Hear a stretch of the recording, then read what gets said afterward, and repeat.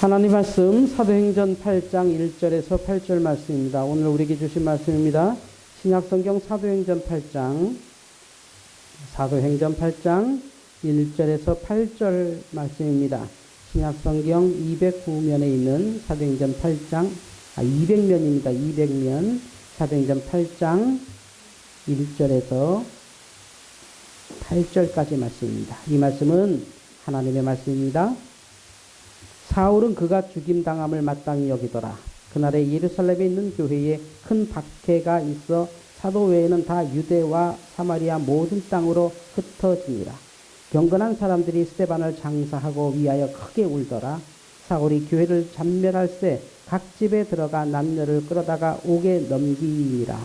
그 흩어진 사람들이 두루 다니며 복음의 말씀을 전할세 빌립이 사마리아 성에 내려가 그리스도를 백성에게 전파하니 무리가 빌립의 말도 듣고 행하는 표적도 보고 한 마음으로 그가 하는 말을 따르더라. 많은 사람에게 붙었던 더러운 귀신들이 크게 소리를 지르며 나가고 또 많은 중풍병자와 못 걷는 사람이 나으니 그 성에 큰 기쁨이 있더라. 아멘. 할렐루야. 오늘이 사회적 고강도 거리두기의 마지막 날입니다. 뉴스를 봤더니 5월 5일까지는 사회적 거리를 두지만 고강도로 이렇게 하는 건 오늘이 마지막이어서 교회나 학원이나 또 각 집회가 좀 자유로워지는 것 같습니다. 저희 교회도 5월 5일까지는 인터넷 예배와 또 성도들 예배하는데요. 다음 주부터는 누구든지 오실 수 있도록 준비하도록 하겠습니다. 요즘 저는 설렌다 그럴까요? 또는 어떤 감정인지 모르는데 상당히 좀 긴장도 되고 설레기도 하고 그냥 복잡한 감정 속에 하루하루 삽니다. 우리가 인생을 살면서 이런 말 하잖아요. 물론 우리 그리스도인들이 그런 말을 하고 사는 거는 탁스럽지 못하고 하나님 앞에 부끄러운 일이지만 사람이다 보니 살면 뭐 하다가 안 되는 일이 있거나 또는 노력해도 그냥 제자리이거나 또는 잘한다고 생각했는데 결과가 정반대로 나쁘게 나온다거나 남들은 다 잘 되는 것 같은데 나만 안 되거나 뭐 이런 느낌을 받을 때 우리가 이런 아주 험한 말을 가끔 생각을 해요. 뭐라고 하면은 이놈의 세상 그냥 뒤집어져 버려라. 제가 예전에 전철에서 어딜 가는데 요즘은 덜하지만 그때만 해도 전철에 다니면서 그 전도하시는 분들 요즘은 뭐 그게 불법이에요. 어쨌든 전도하시는 분들 막 십자가 들고 와서 막 전도지 놓고 막 서서 막 외치는 분들이 있어요. 예수 안 믿으면 지옥 간다. 막 이런 분이 있어요.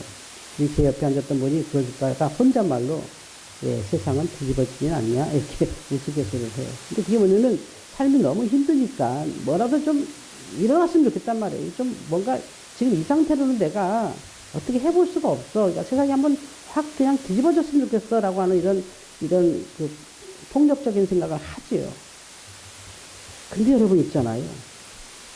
지금 세상이 뒤집어졌어요.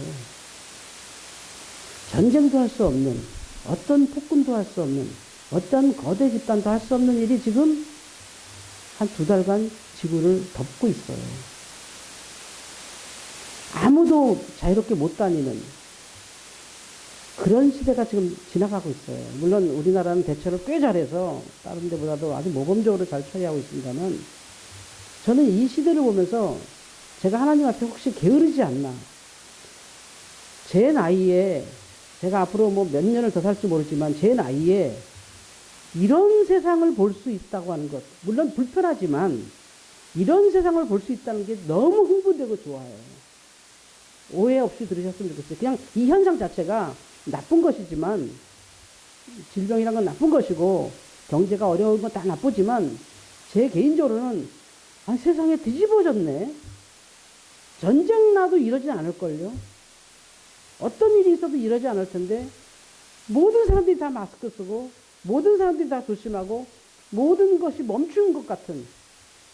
그래서 이것은 하나님께서 제게 굉장한 메시지를 주시는 것 같아요. 이런 세상을 또 만날 수 있을까? 우리 같은 사람, 힘없는 사람, 아무것도 없는 사람에게는 이게 얼마나 좋은 기회일까? 만약에 내가 몇 년 지나고 나서 아유 내가 그때 바보같이 목회했네. 그때 제대로 목회만 했더라면 그때 코로나 사태 그 시대가 참 나한테는 기회였을 텐데 이렇게 후회하지 않을까. 그런 기분이에요.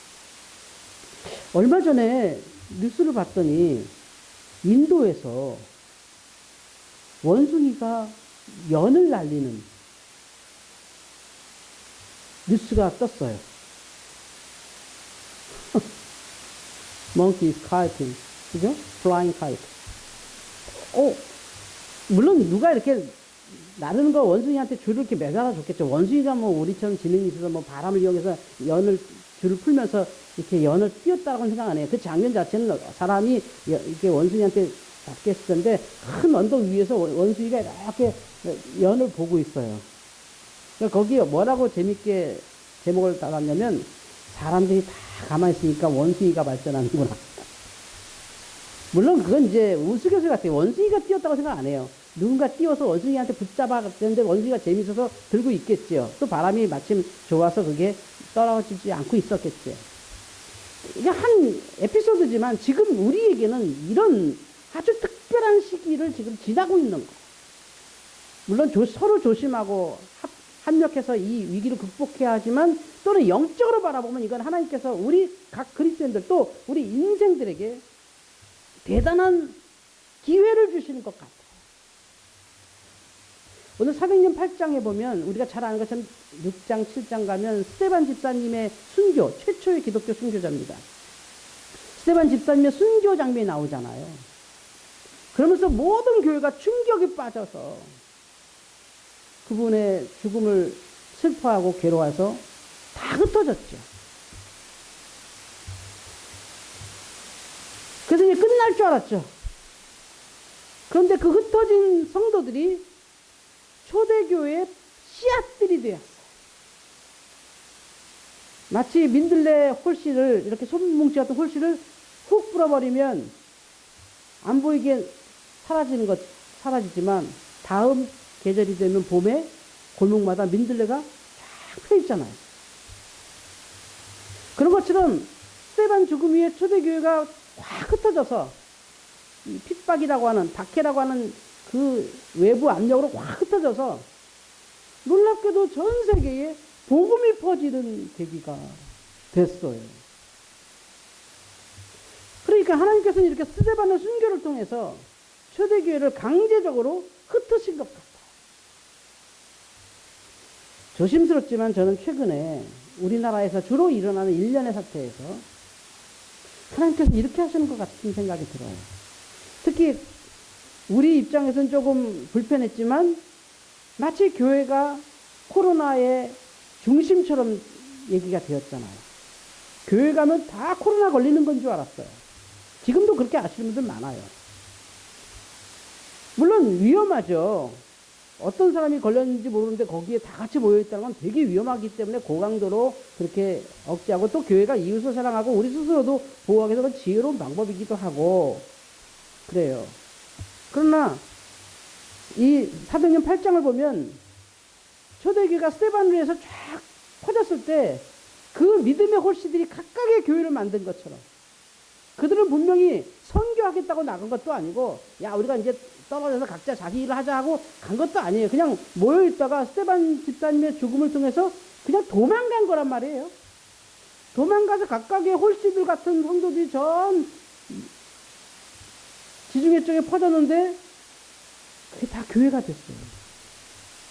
저는 지금 이 코로나 사태를 통해서 하나님께서 한국 교회가 얼마큼 건강한지를 보고 계시다고 믿어요. 외람된 얘기지만 얼마 전에까지 불과 며칠 전까지 참 저는 좀 이렇게 왕따 같은 삶을 살았어요. 목사님들하고 이렇게 얘기하면 조금 김 목사님 힘들게 살아. 뭐 한다고 맨날 교회 가서 애들 키우고 있어. 걔도 다 잘 커. 이런 얘기도 듣고. 또 제가 극단적인 목사님들 있잖아요. 막 태극기 들고 무슨 이렇게 하는 분들한테는 너무 그렇게 하시면 좀 사회적으로 이렇게 우리가 반발을 할 수 있습니다. 했더니 지금 나라가 망하게 생겼는데 지금 그런 거 무서워하냐고 막 이렇게 하시는 분도 있어요. 제가 얼마 전에 어떤 선거 끝나기 전에 무슨 여당에서 180석을 얻을 거라는 소문이 쫙 나서 막 난리가 났잖아요. 와, 180석 상정은 표라는, 그러면 국회 5분의 3인데, 와, 이건 설마 그럴 리가 있냐 하면서 뭐 난리가 났죠. 그래서 제가 저한테 맨날 카톡 주시는 목사님께, 이거 여당이 180석이 넘을 것 같아요. 그랬더니, 아닐걸요. 거꾸로 야당이 180석 되니까 걱정하지 마십시오. 그러더라고요. 근데 걱정해서가 아니라 그냥 제가 그런데 의견이 어떠냐면, 근데 그분은 거꾸로 야당이 180석이 되고 여당이 아마 100석도 안 될 거라고, 이건 민심, 자기 주변에는 그런 사람이 없다고 해서, 그런가 보다 했는데, 이 뚜껑을 딱 열어보니까 여당이 180석 넘었죠. 근데 그건 중요하지 않고, 이 사태가 지나갔을 때 나 개인은 또는 우리 교회는 어떻게 돼 있을 거냐가 이제 우리의 관심사예요. 초대교회는 흩어졌더니 그들은 교회가 됐단 말이죠. 이건 뭐냐면 그들은 성도였고 생명이 있었다는 거죠. 우리 주아 아기 때 저희 일원동 골목에서 맨날 민들레 후후 불고 다녔어요. 농사 짓고 다니는 거죠, 완전. 집에 가면 그렇게 민들레가 많았어요. 골목인데, 주택단지 골목인데. 가서 그냥 뚝 꺾어서 후 불고 후 불고 하는데 점점 민들레가 많아진 거예요. 그 씨앗이 살아있다는 거예요. 이 아이는 장난감으로 노는 거지만 이 씨앗은 어디 가도 살아있는 거예요. 하나님께서 지금 뭐 코로나로 또는 무슨 뭐 어떤 이유로 막 교회에 대한 탄압을 하는 것처럼 느껴져도 우리가 두려워하지 말고 기뻐해야 될 것은 우리가 정말 생명이 있다면 그걸 왜 무서워해요? 우리는 흩어지면 복음이 퍼지는 교회잖아요. 뭐 무슨 법을 만들어서 어떻게 한다더라, 무슨 법을 만들어서 어떻게 한다더라. 그걸 우리가 왜 두려워해요? 우리가 두려워하는 이유는 딱 하나죠. 우리 스스로 무서워서 그런 거 아니겠어요? 우리 스스로가 그게 무섭다는 건 우리 스스로의 능력을 우리 스스로가 못 믿는 거예요. 초대교회 스테반이라고 하는 절대적인 집사님을 딱 죽이고 교회 끝날 줄 알았어요. 그리고 예수님의 제자 가운데 야고보 사도 딱 죽이고, 사도행전 11장이죠. 딱 죽이면 끝날 줄 알았어요. 근데 교회는 더 퍼졌다는 거죠. 이유는 하나예요. 박해 자체가 좋다는 게 아니라, 박해든 어쨌든 그들은 생명력이 있었던 사람들이에요. 살아있는 그 무엇도 흩트는 것으로 사라지지 않아요. 최근에 저는 우리 교회 성도들을 만나기 힘든 상황이 있잖아요. 외롭죠? 정말 옛날에 처음 개척했던 시절 같아요. 성도 몇 명 앉아갖고 예배하는 인터넷 예배 진행하고, 또 일상적으로 교회에 늘 오시던 성도분들 만나기 힘들고, 우리 유봉용 이사님 자주 오셔서 이렇게 만나고, 우리 나곤사님 예배 참석하시지만 대부분 성도들 참여 안 하고, 샤인에도 안 오고, 차도 마시러 안 오시고, 늘 외롭게 하고, 또 생활관 아이들도 불과 얼마 전부터 좀 이렇게 2부제로 나눠서 띄엄띄엄 앉아서 지금 공부하고 있는데, 교회가 이렇게 조용한 적이 없었거든, 우리 교회가. 우리 교회는 정말 항상 시끄럽고 막 활기차고 늘 사람들이 바글바글 대고 하던 교회였잖아요. 근데 조용해지면서 제 스스로가 굉장히 많은 생각을 하게 돼요. 또 한편 이래요. 아마도 우리 스스로에게, 우리 교회 그동안에 우리 한국교회뿐만 아니라 우리 서울제일교회도 우리 안에 있는 많은 묵은 감정들이 상당히 많이 정화되는 것 같아요. 주기적으로 만나면서 본의 아니게 생겼던 묵은 감정들이 좀 이렇게 시간을 두면서 가만히 있었더니 서로 이해가 되고, 그땐 내가 조금 오해가 있었을 수 있었겠구나, 뭐 이런 생각하는 시간을 우리가 지금 갖고 있는 것 같아요. 목회적으로 저는 굉장히 지금 기대가 돼요. 그래서 제가 새로운 생각을 많이 하면서 이 코로나 사태를 지나고 있습니다. 오늘 아침에 제가 일어나자마자 뉴스를 검색했더니 5월 5일까지 사회적 거리두기는 계속하지만 고강도 사회적 거리두기는 오늘까지만 고강도 사회적 거리두기하고 교회와 학원들, 기타 다중시설들도 각자 알아서 조심하면 될 것 같습니다. 왜냐하면 지금 우리나라 현재 어제 코로나 확진자가 8명이에요. 8명.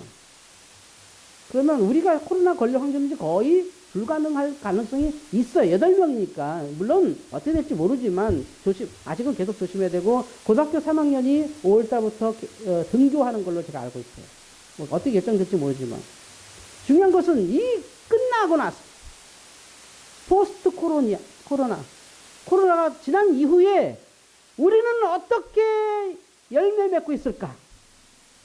한국 교회가 뭐 핍박을 받는다, 뭐 정치적 탄압을 받는다, 무슨 뭐 공산화돼서 우리 교회가 죽을 것 같다, 뭐 이런 공포 속에 있었는데, 자, 이렇게 흩어진 다음에 한국 교회가 어떻게 남을까? 특히 저는 이번 국회의원 선거를 통해서 우리나라 국민의 한 반수 정도 되는 보수층의 분들의 이 허탈함을 어떻게 우리가 끌어안느냐가 우리가 이웃사랑하는 방법이 아닐까. 거봐, 너희들이 틀렸지, 이러는 게 아니라, 거봐, 누가 뭐랬냐, 우리가 맞지, 이러는 게 아니라, 이 상황에서 우리가 건강한 사회라면 다 같이 가야 돼. 서두에 말씀드린 것처럼 지금 이 사태는 우리에게는 놀라운 기회예요. 어떤 세상을 우리가 이렇게 만들 수 있어요. 특히 저처럼 힘없고 연약한 사람에게 이런 기회는 대단히 좋은 기회예요. 뭔가 해야 된다. 끝없이 생각합니다. 지금 저는 대단히 많은 걸 하고 있습니다. 책도 하나 번역하고 있고요. 유튜브 TV도 채널을 하나 시작했고요. 또 여러분들과 함께 나누고 싶어서 성경 공부도 지금 녹화 계속하고 있습니다. 일주일에 한 번 성경 공부 올라갈 거고요. 우리 서울지역의 TV에 올라갈 것이고, 김한영 TV에는 학습 TV가 계속 올라가고 있고요. 계속 뭔가 해야 됩니다. 그리고 놀랍게도 우리는 이거 생활관 이제 못하나 보다, 이제 코로나 때문에 생활 못하나 보다 했더니 전국에서 굉장히 많은 분들이 관심 갖고요. 그리고 또 얼마 전에도 우리 교회에서는 정상적으로 코치 교육도 있었어요. 오히려 이게 굉장한 힘이 돼요. 코로나가. 학원 가는 것보다 이렇게 각자 자기도 학습하는 게 훨씬 효과가 있다는 걸 이제 전국적으로 이제 알게 될 거예요. 물론 처음에는 인터넷 쪽으로 빠지겠지만, 우리 같은 메타인지 아주 정상적인 공부 방법이 굉장히 힘을 얻을 거라고 저는 기대해서, 이건 기회다. 특히 우리가 좀 이렇게 쉴 수 있는 시간에 우리 자체로서 굉장히 많은 지금 준비를 하고 있습니다. 이거 그냥 지나가면 안 됩니다. 정말 대단한 거예요. 그래서 우리 성도분들도 우리 교회 유튜브나 또 사회사생활관 김한영 TV 유튜브나 이걸 통해서 주변에게 많이 좀 소개하시면 어떨까 하는 생각까지 좀 해봐요. 오늘 저는 설교 제목을 흩어지는 교회라고 했어요.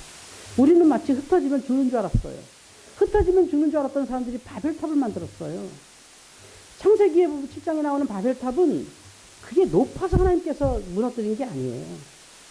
흩어지지 않았기 때문에. 그들이 바벨탑을 지으면서 한 말이 뭐냐면, 우리가 이 탑을 쌓아서 흩어짐을 면하자. 그게 하나님께서는 마땅치 않았어요. 바벨탑을 무너뜨리면서 사람들의 언어를 혼잡하게 해서 확 흩어지게 했죠. 그러면서 인류가 더 번성하게 됐죠. 지금 이 기회는 우리 교회도 너무 좋은 기회일 거예요. 저 개인적으로는요, 제가 내 주님 하는 게 있어요. 제 스스로에게. 예, 주님. 제가 하나님께서 주신 마음이 있어서, 예, 순종하겠습니다. 큰 거 하나 순종했고요. 그건 뭐 여러분 차츰차츰 알게 될 거고요.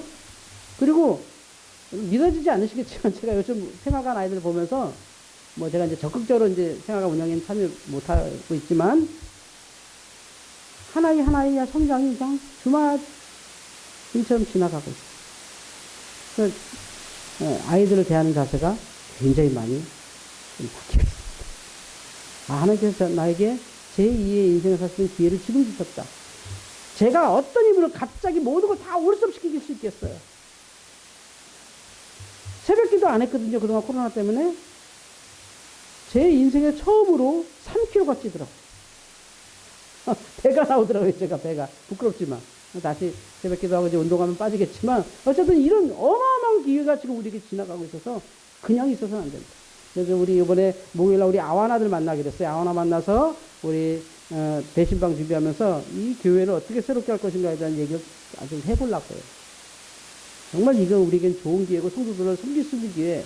이제 교회만을 위한 목회하지 말고 각각 성도들에게 어떻게 구체적으로 도움이 될 것이냐, 우리 각 성도들이 구체적으로 어떻게 교회 도움받고 어떻게 더 즐겁고 어떻게 행복한 교회가 될 거냐에 대해서 좀 생각해야 될 것 같아요. 흩어진 교회가 만약에 생명이 있다면 그 교회는 대단히 놀라운 교회가 될 거예요. 만약에 우리가 핍박을 받아서 죽어버린다면 우리는 죽었어야 되는 교회예요. 무슨 공산주의가 오고 사회주의가 오고 무슨 어떤 극단주의자들이 우리 교회를 괴롭힌다, 수많은 얘기가 있어도 우리가 생명력이 있다면 그게 우리가 왜 무서워할 일이에요. 북한에도 기독교가 있는데, 중국에도 기독교가 엄청나게 일어나고 있고, 이 건강한 사회에서, 이렇게 완벽한 건강한 사회에서 우리가 왜 그걸 두려워해야 돼요? 어디나 그런 사람들이 있겠죠. 교회에 대해서 오해하고, 교회를 핍박하고, 교회가 없어졌으면 좋겠다. 뭐, 교회를 뭐 나쁜 말로 표현하고, 일부 목사님들의 실수를 전체인 것처럼 말해서, 심지어는 교회 가면 코로나 걸려 죽을지도 모른다고 멀벌 떠는 사람들에게, 그걸 우리가 일일이 그걸 왜 힘들어 해야 돼요? 우리는 정말 건강한 사회에서 지금 신앙생활 하는 거고, 특히 이번 기회를 통해서 우리가 큰 축복의 기회를 좀 지나가고 있습니다. 뭐든지 해야 됩니다. 뭐든지 해야 됩니다. 성도 여러분들도 이번 기회 진짜 뭐든지 해야 돼요. 이번에 지나면 정말 개인적으로 제대로 살았던 사람들은 엄청나게 성장했을 것이고, 그냥 뭐 학교도 안 가고 그냥 나태하게 살았던 사람들은 굉장히 추락했을 거예요. 세상에 사람이 가만히 있으니까는 공기가 맑아지면 되잖아.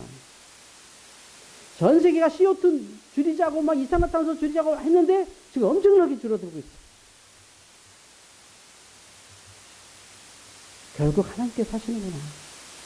자연이 자정작용을 하나 보다. 우리 인류가 너무 지금 오버했나 보다. 우리가 너무 함부로 살았나 보다 하는 반성을 이번에 합니다. 저는 사도행전 8장을 보면서 이 시대를 봅니다. 지금은 그렇네. 지금 우리가 지금 흩어져야 될 때네. 지금 각 가정이 다 흩어져 있네. 예배당도 못 오고 있네. 이건 너무 좋은 기회구나. 한편으로는 못마땅하고, 한편으로는 불안하고, 한편으로는 조심스럽지만, 그러나 하나님 입장에서 이건 대단한 축복의 기간이 지나가. 제가 IMF 때 개척한 사람이에요. 제가 20년 후에 했어요. 바보같이 개척했구나. 옛날만 생각했구나. 부목사 때를 못 벗어났구나. 그때 이렇게 했으면 얼마나 좋았을까. 후에 20년 내내 했어요. 이제는 후회하면 안 되잖아요. IMF보다 더한 사회적 변화가 지금 일어나고 있어요. 엄청난 변화가 지금 일어나고 있어요. 그 속도는 말할 수 없게 빠르게 변화가 일어나고 있어요. 우리에겐 기회죠. 저같이 아무것도 이룰 게 없는 사람에겐 뭐든지 해볼 수 있죠. 뭐든지 해보려고 그래요. 뭐든지. 교회가 잘 되는 일이라면, 성도들이 재밌는 일이라면, 성도들이 즐거운 일이라면 뭐든지 한번 해보려고 그래요. 제가 지금 이장 하나님 앞에 기도하기는 대신방에서 전 성도들이 제대로 계신지 확인하고, 그리고 첫 번째 할 것은 전 성도들 다 유언 동영상 저희들이 찍을 거고요. 그 다음에 우리 아와와 함께 성도들을 어떻게 즐겁게 할 것인지, 어떻게 재밌게 함께 살 것인지, 어떻게 유익하게 할 것인지, 어떻게 세상에 좋은 일 할 것인지. 특히 감사한 것은 우리 교회가 이번 코로나 기간에 목적 헌금이 들어왔어요. 목적 헌금이 들어와서 개척교회를 많이 지금 도와주고 있어요. 그래서 노회, 또 우리 자체적으로 파악해서 좀 어려운 목사님들에게 좀 이번 어려움을 좀 극복하라고 도와줄 수 있는 교회로 우리가 올라갔어요. 물론 우리 교회도 어려운 교회지만 이런 목적을 갖고 있는 헌금이 들어오는 바람에 그걸 쓸 수 있어서 어떤 목사님을 도와줄까 지금 이렇게 찾다 보니까 정말 주변에 너무 어려운 분들이 많다는 걸 저도 알게 되고, 그분들 최대한 그건 다 그분들께서 쓸 준비하고 있습니다. 우리 교회에서 항상 할 수 없는 굉장히 큰 금액이 개척교회 어려운 목사님들에게 빠르면 이번 달, 늦어도 다음 달까지는 다 도움이 갈 것 같아요. 하나님께서 하고 계십니다.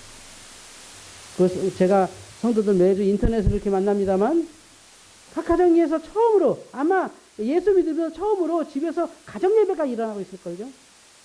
물론 가정 예배 하시는 분들도 있지만, 집에서 우리 가정이 교회가 될 수도 있다라고 하는 걸 아이들이 경험했다는 건 어디든지 하나님의 교회다라는 걸 아이들이 배우게 되는 거거든요. 너무 좋은 교육이에요.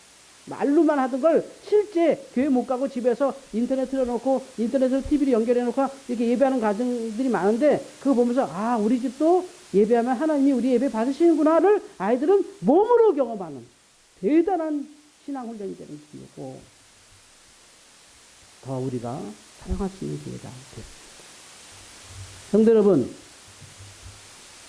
제가 요즘 입버릇처럼 혼자 떠드는 말이 있어요.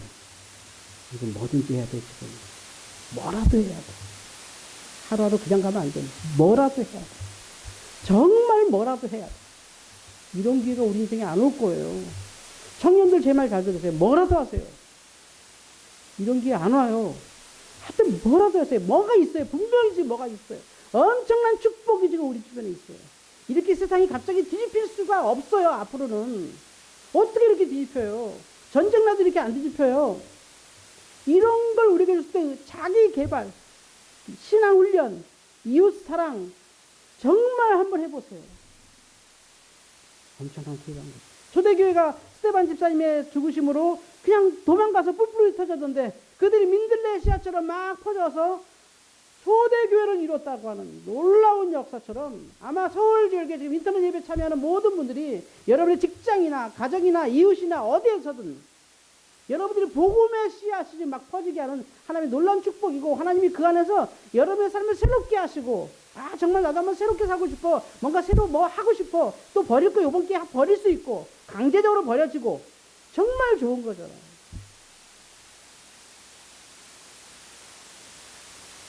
성도 여러분, 하나님은 지금 우리를 축복하고 계십니다.